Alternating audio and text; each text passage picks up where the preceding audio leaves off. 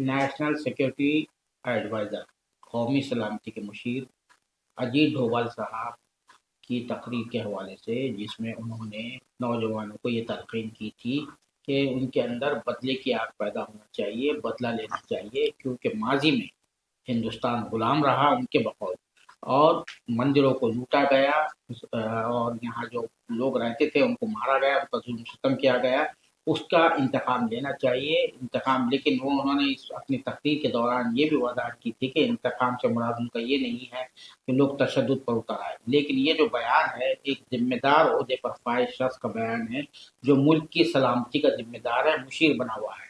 اس بیان پر کافی لیدے ہو رہی ہے، بڑی نکتہ چینی ہو رہی ہے، خاص طور سے جو مبصرین ہے وہ یہ کہہ رہے ہیں، آزاد مبصرین وہ یہ کہہ رہے ہیں کہ جو دہشت گردی کا قانون ہے UAPA وہ ان پر لگانا چاہیے، اور ابھی تک حکومت کی طرف سے اس کی کوئی وضاحت نہیں ہوئی ہے، اور نہ ڈوبھال صاحب نے خود اس بارے میں کوئی وضاحت پیش کرنے کی زحمت کی ہے۔ اسی پر ہمارے ساتھ بات کرنے کے لیے موجود ہے Indian Muslim council for civil rights کے چیئرمین اور فارمر MP جناب محمد عجیب صاحب۔ عجیب صاحب، یہ جو بیان آیا ہے، اس سیدھا نشانہ، انہوں نے مسلمانوں کا نام تو نہیں لیا لیکن نشانہ مسلمانی ہے۔ گورنمنٹ پرائم منسٹر کا صلاح کار کھلے عام اگر یہ بولتا ہے تو یہ بات واضح کر دیتا ہے کہ حکومت کی پالیسی کیا ہے۔ ڈوبھال صاحب نے جو بیان دیا ہے، انہوں نے یہ نہیں کہا ان کا بدلہ لینا ہے۔ نوجوانوں کو کہ خون میں گرمی نہیں ہے، گرم ہونا چاہیے، ہم میں ستم ہوا ہے، اب وقت آ گیا ہے۔ ایسا بیان دینے کے بعد نہ پرائم منسٹر بول رہے ہیں، نہ ہوم منسٹر بول رہے ہیں، نہ ڈوبھال واپس بول رہے ہیں۔ اس کا مطلب یہ ہے کہ انہوں نے یہ فیصلہ کر لیا ہے کہ ابھی ان کا پیٹ بھرا نہیں ہے ہم پہ ستم ڈھا کے، ابھی ہم پہ اور ستم ڈھانے کا اعلان کر دیا ہے۔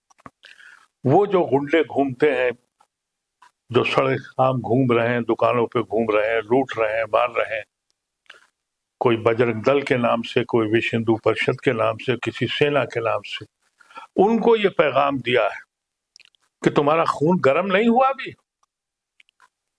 ہم پہ ستم ڈھائے گئے، ہم مایوس تھے، ہم بے قوت نہیں تھی، ہمارے مندروں کو توڑا، ہمارے گاؤں کو جلایا، ہم پہ ستم کیا، اب تم میجارٹی میں ہو، اب تم میں قوت ہے، تو یہ ایک دنگا فساد پھیلانے کا جو شر پیدا کیا۔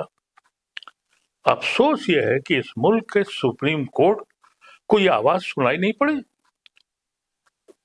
ان کو صرف خالد کی آواز سنائی پڑی، ان کو صرف دوسرے جو نوجوان بند تھے ان کی آواز سنائی پڑی۔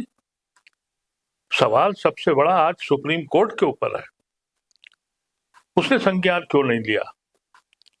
کسی میں ہمت ہے؟ اور کون بول رہا ہے؟ یہ کوئی آدمی نہیں بول رہا، یہ وہ شخص کہہ رہا ہے جو ہندوستان کے اوپر کی سطح کا آدمی ہے، جو ڈائریکٹ پرائم منسٹر کو ایڈوائز کرتا ہے، وہ یہ شخص اعلانیہ کہہ رہا ہے کہ اب ہمیں بدلہ لینا ہے۔ جہاں تک ان کی ذاتی بدلے کا سوال ہے وہ میں جانتا ہوں، سینکڑوں مسلمانوں کو جھوٹے الزام میں پوٹا میں بند کیا تھا اس شخص نے۔ یہ وہ شخص ہے جو انتقام اس دن سے لے رہا جس دن سے اس کے ہاتھ میں قوت آئی ہے۔ اب اس نے اعلان کیا اپنے بچوں کو ہندوستان کے باہر بھیج کے کہ چلو اب تم انتقام لو۔ مجھے تو حیرت ہے اس بات پر، اور میں اعلانیہ کہتا ہوں کہ اگر مجھ میں یہ ہمت ہوئی، اور میں کوشش کر رہا ہوں کہ اگر سپریم کورٹ نے کوئی سنجیان نہیں لیا تو ہم سپریم کورٹ ضرور جائیں گے۔ کیا اجازت ہے اس بات کی کہ صلاح کار پرائم منسٹر کا سرکار کھلے عام تقریر کر رہا ہے اور مجمع کو خطاب کر رہا ہے؟ ٹیلی ویژن پہ میں نے سب دیکھا یہ باتیں، اس کی کہیں سے کوئی آواز نہیں ہے۔ کچھ تو بولنا چاہیے تھا، کسی نہ کسی کو حکومت کی طرف سے بولنا چاہیے تھا کہ مقصد یہ نہیں تھا، ہمیں پہ مقصد یہ نہیں تھا۔ مجبور کب تھے یہ؟ ارے بھائی مجبور تو آپ جتنے دن بھی مغل سلطنت رہی، کیا مغلوں نے سلطنت کری؟ کتنے آئے تھے؟ ارے تمہارے ہی راجا مہاراجا تھے جو حکومت چلا رہے تھے۔ انگریز کتنے آ گئے تھے؟ تمہارے ہی لوگ چلا رہے تھے، تمہارے ہی رجواڑے چلا رہے تھے۔ تو تم پہ ستم کب ہوا تھا؟ ارے ستم تو بودھوں پہ ہوا تھا، ان کے پورے مندر توڑے گئے، ان کے مندروں کو تم نے توڑا، ان کو اس ملک سے باہر بھگایا، ستم تم پہ کب ہو گیا بھائی؟ لیکن ایک جھوٹی تاریخ رچ کر یہ ایسا بیان، اور بیان دینے کے بعد حکومت خاموش رہے اور عدالت خاموش رہے، تو اس ملک کا کیا انجام ہونے والا ہے یہ ہمیں نہیں معلوم۔ لیکن آج بھی پرائم منسٹر خاموش ہے۔ مجھے تو یہ لگتا ہے کہ پرائم منسٹر کو، ہوم منسٹر کو اس پہ جواب دینا چاہیے، اور یہ ان کی پوری تاریخ اٹھا کے دیکھ لیجئے۔ یہی موصوف نے اٹل بہاری واجپئی کو سمجھایا تھا، اور ظالم حافظ سعید کو جا کے چھوڑ کے آئے تھے، جو آج بھی ہمارے سینے پہ درد، مسعود، جی، آج بھی وہ ہمارے لیے ایک عذاب بنا ہوا ہے۔ لیکن کیا کہیں، کس سے شکایت کریں؟ آپ کے ذریعے اگر ہندوستان کے ججز سپریم کورٹ کے اور ہائی کورٹ کو سمجھ رہے ہیں تو ان کو کوئی نہ کوئی سنگیان لینا چاہیے۔ کیا صرف ہمارے ہی زبان پہ تم تالے لگاؤ گے؟ کیا تم صرف ہمارے ہی نوجوانوں کو دیش دروہی کہو گے؟ اس سے بڑا بغاوت کا اعلان کون کر سکتا ہے؟ لیکن دنیا خاموش ہے، ہندوستان کی عدلیہ خاموش ہے، ہندوستان کی حکومت خاموش ہے۔ لیکن سوال یہ بھی پیدا ہوتا ہے کہ یہاں پر ایک مضبوط اپوزیشن ہے، بڑی تعداد میں ان کے ارکان پارلیمان ہیں، جب بھی مسلمانوں کے حوالے سے کوئی بات آتی ہے تو بہت ریلکٹنٹلی یا ان کو صاف سن جاتا ہے۔ کم سے کم اس کا تو جو ہے اپوزیشن کی طرف سے، کانگریس کی طرف سے وہ لینا چاہیے تھا، نوٹس لینا چاہیے تھا۔ کیا کہیں گے اس بارے میں؟ میں کیوں کہتا ہوں کہ میں کسی پارٹی کا ممبر نہیں ہوں؟ اس ملک کی بربادی میں یہ سو کالڈ سیکولر پارٹیوں کا ہاتھ ہے۔ انہوں نے یہ سوچ لیا ہے کہ میاں جائے گا کہاں۔ سونیا گاندھی کو، راہل گاندھی کو، اکھلیش یادو کو، جتنے بھی لیڈر اپنے کو سو کالڈ کہتے ہیں، وہ کیوں نہیں گئے سپریم کورٹ؟ صرف جب ہی جائیں گے جب اپنے ووٹ کا مسئلہ ہوگا۔ معلوم ہے کلکتے میں الیکشن ہونا ہے، اس لیے مسلمانوں کو جتنا گالی دو، اس ملک کی بدنصیبی یہی ہے کہ روزگار ختم ہو جائے، فیکٹریاں ختم ہو جائیں، روپیہ سڑکوں پہ پڑا ہو جس کے کوئی پوچھ نہ ہو، صرف ہندو مسلمان کرنا ہے۔ یہ سوال جو آپ کر رہے ہیں، یہ سوال پولیٹیکل پارٹی سے جا کے پوچھئے کہ اعلان جنگ ہو گیا ہے کہ بدلہ لینا ہے۔ کیوں خاموش کانگریس پارٹی؟ کیوں خاموش ہیں وہ لوگ جو ہم کو کہتے ہیں کہ ہم تمہارے ساتھ ہیں؟ اسی خیال سے میں نے ساری سیاسی جماعتوں سے اپنا کنارہ کشی کر لی ہے۔ یہ اپنی پارٹی کے لیے لڑتے ہیں، ان کو دیش کا پرواہ نہیں ہے۔ جس دن یہ دیش کی فکر کریں گے اس دن آر ایس ایس اور ان کی اس طرح کے یہ اجیت دوول ٹائپ کے لوگ جو ہیں، ان کو ان کی جگہ پتہ لگ جائے گا۔ افسوس اور در افسوس کہ پولیٹیکل پارٹیز کی طرف سے آواز نہیں آئی۔ کچھ بیچارے سول سوسائٹی کے لوگ ہیں، وہ حیرت زدہ ہیں، وہ فکر مند ہیں، وہ دیکھ رہے ہیں کہ یہ ملک کہاں کھڑا ہو گیا ہے۔ کسی پولیٹیکل پارٹی نے کوئی بیان نہیں دیا۔ اسی لیے میں کہتا ہوں کہ اگر کوئی نہیں گیا تو ہم کوشش کریں گے آئی ایم سی آر کے تھرو۔ ظاہر ہے کہ ہم پہ بھی ستم ڈھایا جائے گا، ہمارے لوگوں کو بھی جیل میں ڈالا جائے گا، ہم دیش دروہی کہلائیں گے۔ ہماری تو قسمت میں یہ لکھ دیا گیا ہے کہ ہر صبح ہم کو یہ بات ثابت کرنی ہوتی ہے کہ ہم دیش دروہی نہیں، دیش بھکت ہیں۔ لیکن ہم اصل میں دیش بھکت ہیں اور ان کے خلاف مقدمہ دائر کریں گے اگر پولیٹیکل پارٹیز نے فیصلہ نہیں کیا اور اگر سپریم کورٹ نے سنجیان نہیں لیا تو ہم جا کے پوچھیں گے کہ یہ تو گاندھی کا ملک نہیں ہے، یہ تو کانسٹیٹیوشن کا ٹوٹل وائلیشن ہے۔ ہمارے راہل گاندھی صاحب سمویدھان کی کتاب لے کے سب جگہ جاتے ہیں، کیا ان کو سنائی نہیں پڑ رہا کہ کیا کہا ہے، کس نے کہا ہے؟ Adviser to the prime minister, جس کی سوچ پر اور جس کی صلاح پر پرائم منسٹر فیصلے کرتا ہے۔ یہ سمویدھان کا وائلیشن نہیں ہے کہ لگے آپ اعلان کرو ہم مظلوم تھے، ہم پہ ستم کیا گیا تھا، بدلہ لینے کا وقت آ گیا ہے۔ نوجوانوں سے کہا جا رہا ہے خون گرم کیوں نہیں ہو رہا تمہارا، اور کیا خون گرم کرو گے؟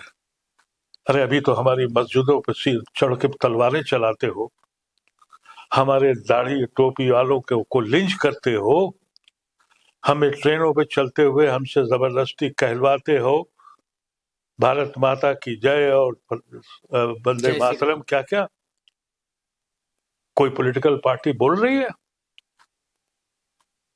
اگر سچ میں تم چاہتے ہو اور سچ میں تم یہ کہتے ہو کہ تم گاندھی وادی ہو، کانگریسی ہو، تو کانگریس پارٹی کو کل سپریم کورٹ میں مقدمہ دائر کرنا چاہیے اور ایف آئی آر کروانی چاہیے، اور اگر وہ لوگ نہیں کرتے ہیں تو ہم لوگ تو کریں گے۔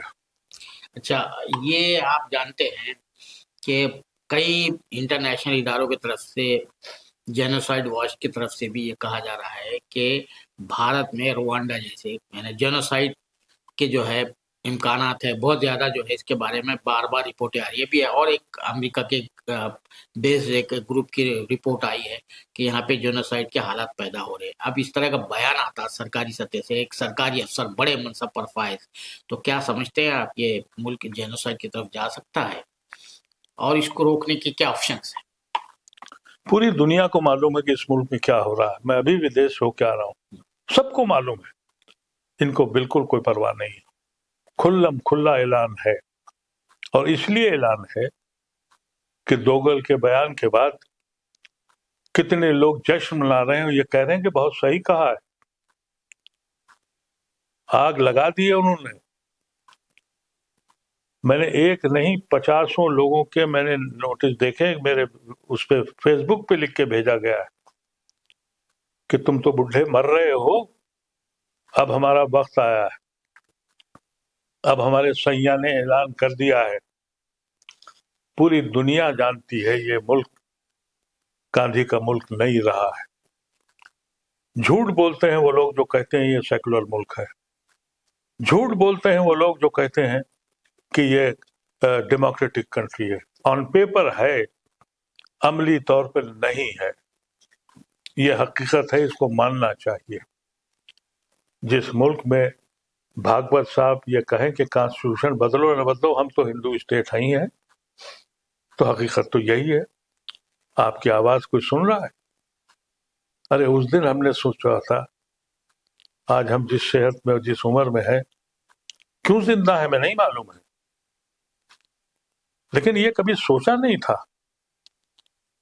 کہ ہم ایسے ملک میں رہیں گے جہاں اتنا اعلانیہ ستم اعلان کر دیا جائے، اور ہماری سیکولر پارٹیاں جو ہمارے ووٹوں سے اپنے کو پارلیمنٹ اور اسمبلی لے جاتی ہیں، ان کی زبانیں بند ہوں، ان کے کان میں سنائی نہ آتا ہو، ان کی بینائی ختم ہو گئی ہو، ایک پوری مظلوم قوم کو سنے تنا چھوڑ دیا کھلے آسمان کے پیچھے۔ افسوسناک پہلو ہے یہ۔ بہت شکریہ سارا سے بات کرنے۔ تو جناب محمد عزیز صاحب کا کہنا یہ ہے کہ اب تک کم سے کم اپوزیشن کی طرف سے کچھ نہ کچھ بیان آنا چاہیے تھا، اور سپریم کورٹ کو آج خود اس کا نوٹس لینا چاہیے تھا، لیکن ابھی تک ایسا کچھ نہیں ہوا، اور نہ ہی حکومت کے جو ذمہ داران ہیں، دوسرے ذمہ داران ہیں جیسے ہوم منسٹر یا خود وزیر اعظم صاحب، اتنا بڑا حکومت ہے، ان کی طرف سے بھی کوئی بیان آیا، اس کی تردید کی گئی، تو مجبوراً جو ہے ان کی جو تنظیم ہے IMCR، یہ اس کے طرف سے جو ہے سپریم کورٹ میں ایک PIL داخل کرنے جا رہے ہیں، تاکہ اس طرح کے جو بیانات آ رہے ہیں آپ جانتے ہیں کہ اس سے قبل بھی ایک پروگرام بھارت منڈپم میں ہوا تھا، وہ منسٹری آف کلچر اور دہلی کی جو منسٹری ہے ٹورزم کی منسٹری، یہ دونوں کے مشترکہ جو ہے اعانت سے تعاون سے وہ پروگرام منعقد کیا گیا تھا۔ بھارت منڈپم ایک سرکاری ادارہ ہے، وہاں پر بھی اس قسم کی باتیں کی گئی تھی، وہاں پر بھی کئی منسٹران بیٹھے ہوئے تھے اور مسلمانوں کی تعداد جو ہے 12% کم کرنے کی بات کی گئی تھی۔ بہت سے وہاں پر انتہائی اشتعال انگیز جو ہے تقریریں کی گئی تھی۔ تو یہ اس طرح کا ایک سلسلہ چلا آ رہا۔ اس کے بعد یہ اجیت ڈوبھال صاحب کا بیان آیا تو ایسا لگتا ہے کہ ایک یہ منظم پیمانے پر اس ملک کو جو ہے خانہ جنگی کی طرف ڈھکیلنے کی کوشش کی جا رہی ہے۔ کیمرہ مین ذیشان رائے کے ساتھ میں عبدالباری مسعود، نئی دہلی۔